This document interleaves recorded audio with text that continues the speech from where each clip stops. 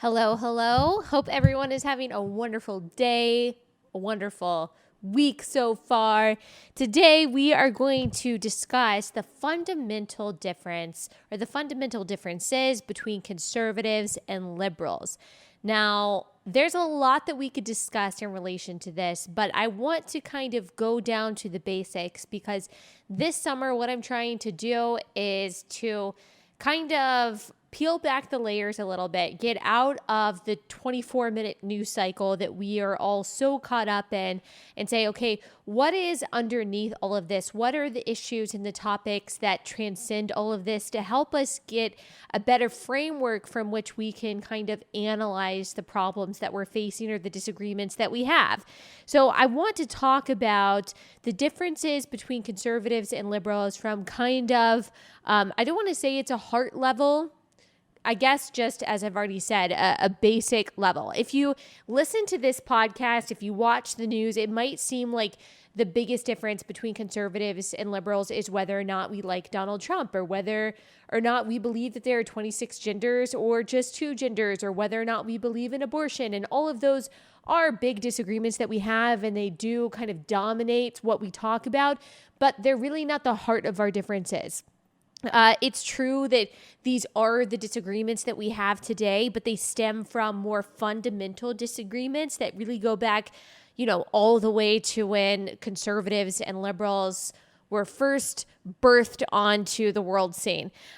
So one of the biggest questions when you are deciding yourself whether or not you think that you fall under the conservative or the liberal or the moderate umbrella, the question is, where do you believe that our rights come from? So where do you think your rights come from? Conservatives in general, and I always want to say that I'm speaking in generalities because not every single person who identifies as a conservative might agree with my assessment of conservatism.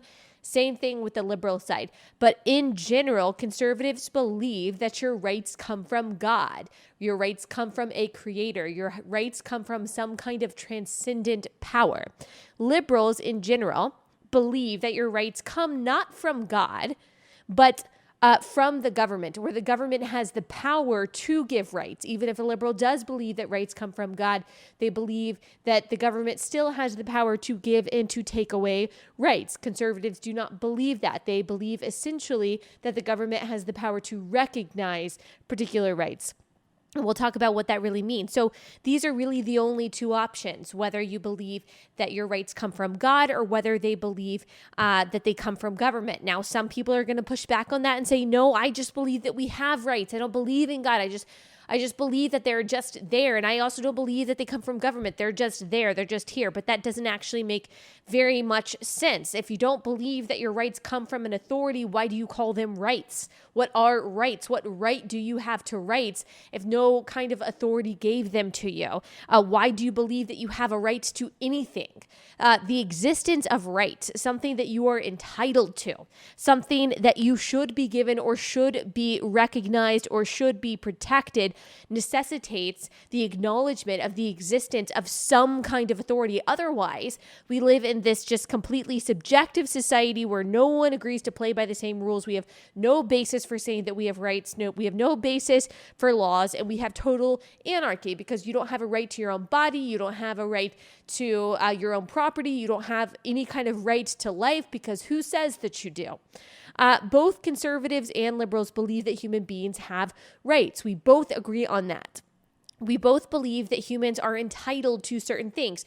We disagree on where these rights come from, essentially. And because we disagree on where these rights come from and what the government's role is in these rights, we often disagree on what they are.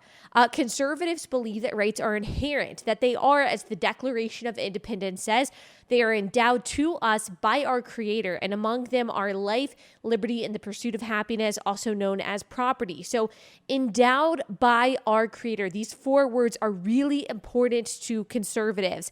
The founders believe that the rights of people are inherent and they are recognized by a government, by a good, decent government, not given by the government. They are given by God, recognized and protected by the government.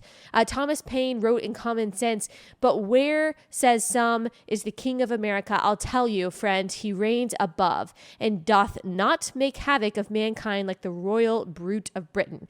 So Thomas Paine published Common Sense at the beginning of 1776. Most of you probably know that. It had a huge impact on how people thought about freedom and tyranny during this time. Paine regarded government as a necessary evil that was necessary to restrain our vices. And so that was really the extent of what he thought government control should be. And that was a very popular idea when the country was being founded. It doesn't exist to give us stuff. It doesn't exist to give us our rights. It exists to recognize our rights and restrain other people or powers from infringing on those rights. There was a place for government, they believed. There is a place for government, needed to protect people, needed to protect these rights to life, liberty, the pursuit of happiness or property, needed to bring about justice and to punish wrong. But the Americans obviously rejected the idea of a monarch. They rejected the idea of an island across the sea ruling them and taxing them out of their minds, oppressing them. So they formed a new form of government, a government of the people, for the people, by the people. This was a radical concept, somewhat of a radical concept at this time. So the founders believed that the idea that traditional conservatism rests on, that individuals have rights given to them by a creator, given to them by God, that shall not be taken away by the government, except if you have committed a crime, then you are not entitled to all the same rights that you were as a law-abiding citizen. Conservatism holds that the government exists to protect our God-given rights, not to take care of us. So government should be as limited as humanly possible. Our God-given rights, as the founders saw them, are listed in the Bill of Rights, which are, of course, the first 10 amendments to the Constitution. They are First Amendment, and you can go past this if you already know. I bet a lot of you probably don't know, and that's perfectly fine. The First Amendment, Congress can't establish religion or prohibit the exercise of religion. They can't inhibit the freedom of speech or the press. They can't stop people from peacefully assembling. They can't stop people from petitioning the government. Second Amendment, the government can't take away the right to bear arms. Third Amendment, no forced peacetime quartering of soldiers. Fourth Amendment, no unreasonable searches or seizures. No warrants given without probable cause. Fifth Amendment, can't be held accountable for a crime unless indicted by a grand jury. No double jeopardy, so you can't be charged with the same crime twice. Can't be forced to witness against yourself. Can't be stripped of life, liberty, or liberty without due process of law or property. Can't be taken away without just compensation. Sixth Amendment, right to speedy and public trial with an impartial jury, must be informed of the nature of the accusation. Right to counsel. Seventh Amendment guarantees a jury trial for civil cases in federal courts. Eighth Amendment, no excessive bail imposed, no cruel or unusual punishment. Ninth Amendment, there are other rights that may exist outside of the ones that we explicitly mention here. Even though they are not listed, that doesn't mean they can be violated. 10th Amendment, any power not given to the government, federal government, is given to the people or to the states. So as you can tell from this Bill of Rights, that every one of these rights is meant to protect the people from tyranny, to allow people to legally maintain the rights the founders believed were God-given. So the reason why the founders believed in free speech, the right to bear arms, the protection against cruel and unusual punishment, the reason they believed these were essential was because they saw them all as necessary protections from tyrants and part of life, liberty, and the pursuit of property. To them, they were all intertwined. You cannot have liberty without free speech or a free press, freedom of information. You cannot have life or property if you have no means by which you can protect your life or property. So that is why conservatives, for example, are against abortion. The right to life is God-given. Without the right to life, which is listed first in the Declaration of Independence, neither liberty nor happiness can exist. A child is scientifically alive at the point of conception. They immediately have a right to life. That right right, we believe, cannot be given or taken away arbitrarily by the government, conservatives say, because it was never the government's in the first place. That is why we are for the freedom to own guns. We believe that we have a right to defend ourselves and our families because we have a right to life, and so on. All of conservatism really boils down to the fact that God is bigger than government, and government should not become God. So we should do whatever we can to make government small. Now, there are plenty of people who identify as conservatives who don't identify as Christians and who say that they don't believe in God. Well, I think that's a kind of a hard case to make, that you have rights that transcend what the government can recognize or the government can give and take away. If you don't believe that your rights were endowed by a creator to you, you have no right to say that you have a right that the government hasn't given you if you don't believe in God. But there are people who just kind of believe in some kind of maybe transcendent power that gave them their rights. Again, it doesn't make a whole lot of sense to say that your rights are just there. But there are plenty of people who identify as atheists, identify as conservatives. Maybe they haven't thought about where their rights come from. Nevertheless, they just believe that the government doesn't have the power to give and take away all of their rights. This is also why conservatives are typically for lower taxes. That's why conservatives are for limited welfare. That's why conservatives are for deregulation. The more money you give the government, the more you rely on the government to take care of you, the less freedom that you have, the more tyrannical the government can get. So conservatives don't believe that there's no place for government. There is. Most conservatives believe in some kind of social safety net. Conservatives believe that one of the government's jobs is to protect people from harm, from exploitation, from theft, from physical harm. It is to bring about justice. Even the most small government libertarian believes that the government should protect innocent life from being taken or harmed and should punish wrongdoing. Because we often hear the argument from the left that if you're really small government, how can you be against abortion? I thought that you weren't for the infringement of the government onto your life. Yes, but even the smallest government should have the responsibility to prevent its most vulnerable from being slaughtered. The government has the responsibility, as outlined in the Constitution, to protect the basic rights of its citizens because, again, rights come from God, and the government is simply a protector of them.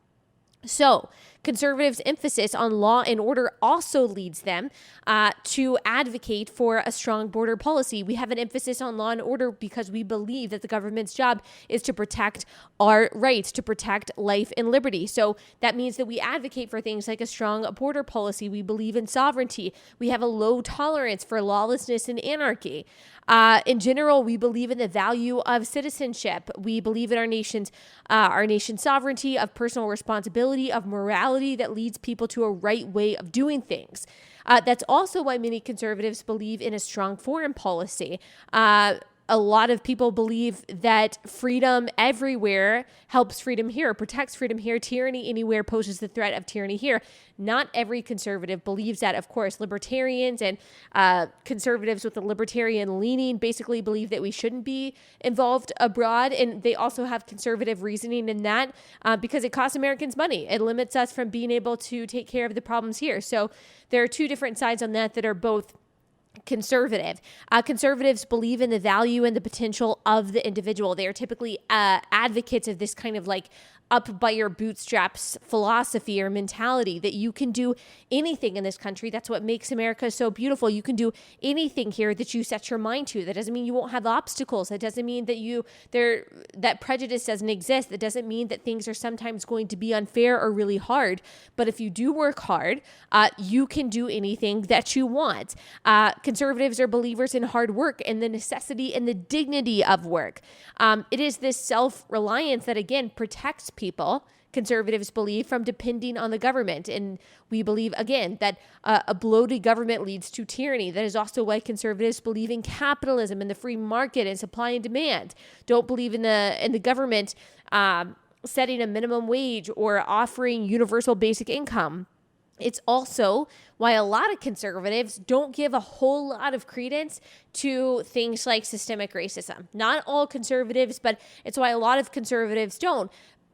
systemic racism, not just in general, but being the only or even the primary reason that certain groups have gotten ahead. That doesn't mean conservatives deny that racism exists. It doesn't mean that conservatives say that systemic racism has never existed, but most conservatives will deny that that is the primary reason why someone hasn't been able to get ahead, is systemic racism. That's just true of conservatives. Now, conservatives are statistically more religious than their liberal counterparts. They're more likely to believe in God than liberals are. There are also cultural and social things because of that they are likely to believe that liberals are not. Typically believe in the sanctity of biblical marriage, or we're more likely to, I would say, than those on the left. Of course, that's changing. Conservatives typically believe that gender is binary, different things like that.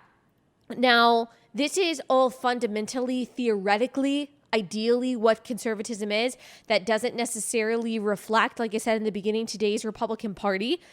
Maybe theoretically, but not in practice. Plenty of Republicans have added to the size of the government. Plenty of Republicans have raised taxes. Not every Republican or conservative believes in God, as I've already said. This is a general and ideal description of the foundations of conservatism, or the basic aspects of conservatism, I should say. Liberals, and we're going to call them liberals, it's difficult to come up with a right term. A lot of people say leftist. Some people say progressive. Some people don't like saying progressives because it denotes progress. I don't really have a problem with that. Progressive has a negative connotation in my mind, and so it's fine to say progressives. I understand that I don't really mean progress. Some people don't like to say liberals because classical liberals or classical liberalism was really part of the foundation of conservatism. But you know what I'm talking about when I say liberals. So liberals, on the other hand, those that are on the left, believe that the rights outlined by the Constitution are not necessarily inherent, not necessarily, and they can be given or taken away by the government as the government sees fit for the welfare for the rest of society. So an example of this would be guns. It is less important that people have the freedom to own guns than it is in their mind that a solution is enacted for people not to be killed by gun violence. And they believe that the solution is that people just don't have guns. So individual liberty is not quite as important to the left as it is to the right. Freedom from the tyranny of government, not as important to a liberal as what Jonathan Haidt in his book, A Righteous Mind, describes as fairness and care. Those are the two highest values that manifest themselves in unique ways among liberals. It is more important than liberty. That's not to say that no liberal cares about liberty, but more important than liberty to many on the left is that the government ensures a fair society and that people are taken care of.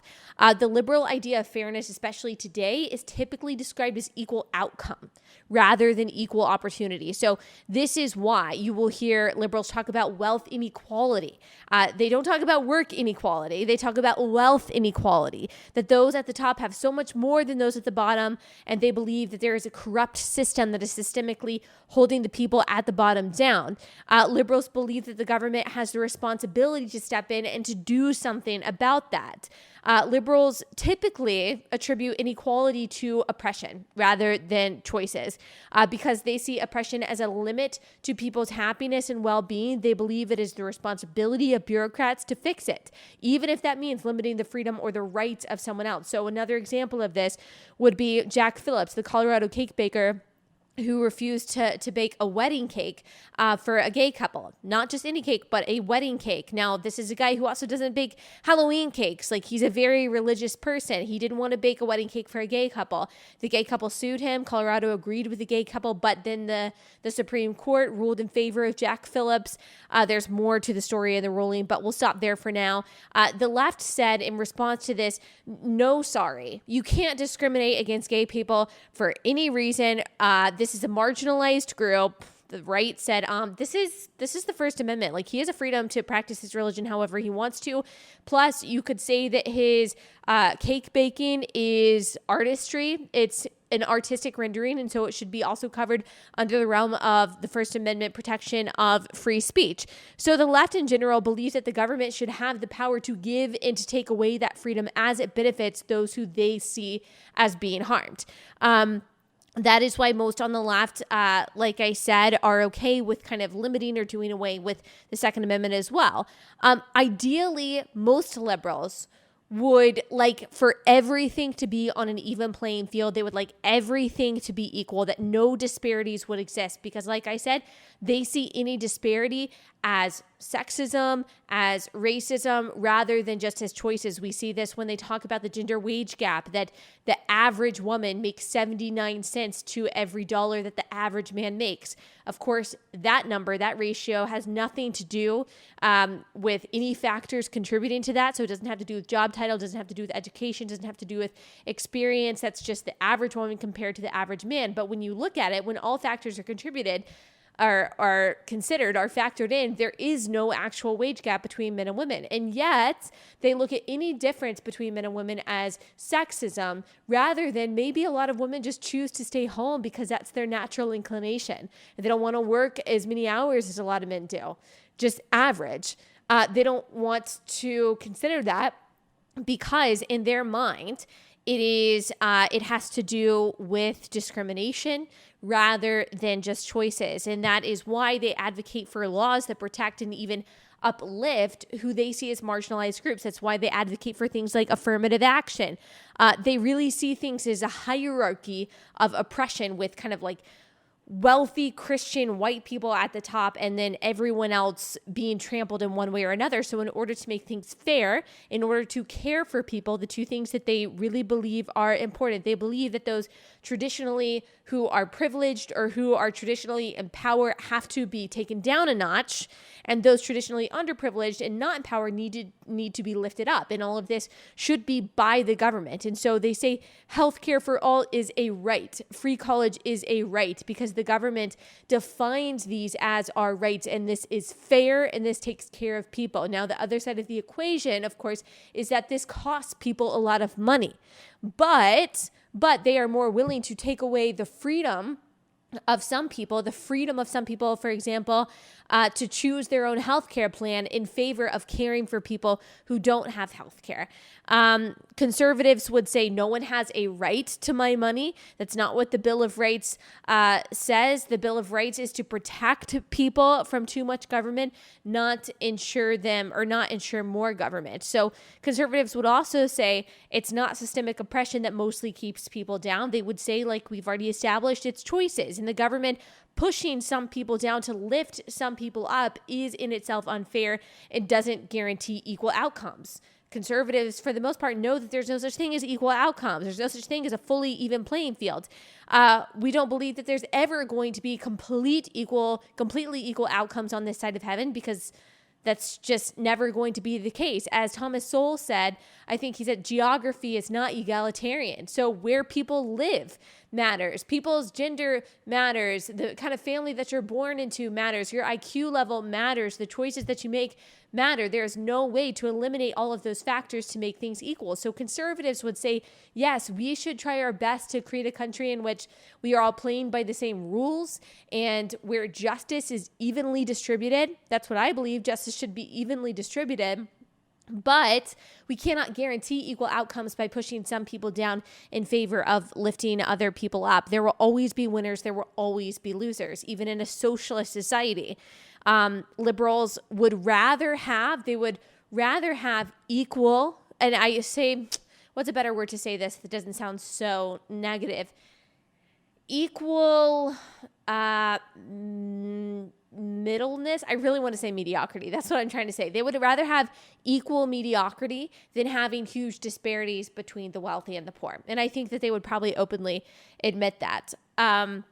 Liberals typically base morality on what harms someone. Conservatives don't necessarily base morality on that. There is a higher definition of morality. It's based on what you as an individual are doing or not doing, not the reaction of someone, or not whether or not something offends someone. So these are a lot of the fundamental disagreements between conservatives and liberals. There's so much more to say. Conservatives believe that more government equals more problems. Liberals believe that more government equals less problems. Conservatives believe that a compassionate, responsible government protects the rights to life, liberty, and property. Liberals believe that a compassionate, responsible government ensures equality in suffering. Here's the thing, giving both sides the benefit of the doubt here. Both sides believe that they care for people more than the other side does. Both sides think that their side has the correct solution for helping people. Both sides believe that they are morally superior. The right will point to abortion to claim that the left is heartless. The left will point to kids in cages to claim that the right is heartless. You guys know where I stand on that. You guys know that I don't think that those are really morally equivalent, but that's how the conversation typically goes. The point is, both sides think that they are correct and righteous and compassionate and pragmatic and good. And the truth of the matter is, you guys know that I'm a conservative, but the truth of the matter is we need both sides to push and to pull. We need this back and forth. It's important for us to have both in this country. It's important. It is important for liberals to remind conservatives where systemic injustices do exist. That is crucial. It's important for conservatives to remind liberals of the dangers of overtaxation and big government and the importance of liberty. It's important for us to debate how to balance mercy with the rule of law. It is important for us to debate the role of government. I believe, of course, you guys know this already. I believe that our rights are inherent. They were given to us by God, and that the rights outlined in the Constitution are not up for negotiation because they were given to us by our Creator, and they shouldn't be infringed. I believe in the dignity of the human being, starting at the point of conception. Logic nor morality gives me really any other option on that. I believe bureaucracy is inefficient and ineffective. Therefore, I believe that overtaxation is equally inefficient and ineffective. I believe that individuals in the private sector do a much better job of taking care of the poor than the government does. I believe in religious liberty and free speech. I think that you should have the right to protect your family however you see fit with a firearm if you so choose. I believe in private property, in ownership, as we see reflected in the 10th commandment in the Bible, which prohibits covetousness. So I don't believe in forcibly redistributing someone's wealth that they earned to the poor, forcibly redistributing that. I believe in the dignity of work, as we see reflected in the creation account, that work actually existed before the fall. So human beings were made to be productive, not to rely fully on the government. I believe in law and order. I believe in borders and sovereignty and citizenship. I think that you should have a choice in your healthcare. And I think that a single payer system like Medicare for all will hurt our economy and our ability to get quality care. I am a conservative in every sense of the word, really, that I can think of. And now people assume that that means that you don't care about justice, that you don't care about the poor. That's not true. I want a justice system that is impartial. I want a prison system that is both effective, merciful, and humanitarian. I want us to figure out our immigration system so that women and children don't have to suffer at the border. I believe where systemic injustice truly exists, that it should be called out and something should be done about it. I believe that we have to have the conversations that balance liberty and care between freedom and protection and provision. I think that these conversations and discussions are important, and I am not so associated with my party or with partisanship that I cannot see a solution where there truly is one, that I cannot see a merciful option that may exist outside of my little partisan bubble. Of course, I believe in doing the right thing and the righteous thing and having righteous judgment. And if that means venturing outside of what traditional conservatism is, of course, I'm willing to do that. I haven't come across that yet. That doesn't mean that I have sided with everything the Republican Party has ever done. That's certainly not true. But it's about values. And that's what everything goes back to. But I do think that these conversations, these discussions, these debates are important. And it does require giving the other side, even if you disagree with them as adamantly as I disagree with the values of the left, it does mean giving them the benefit of the doubt and realizing that we really do have a lot in common in that we both think that we have solutions that are best for our country.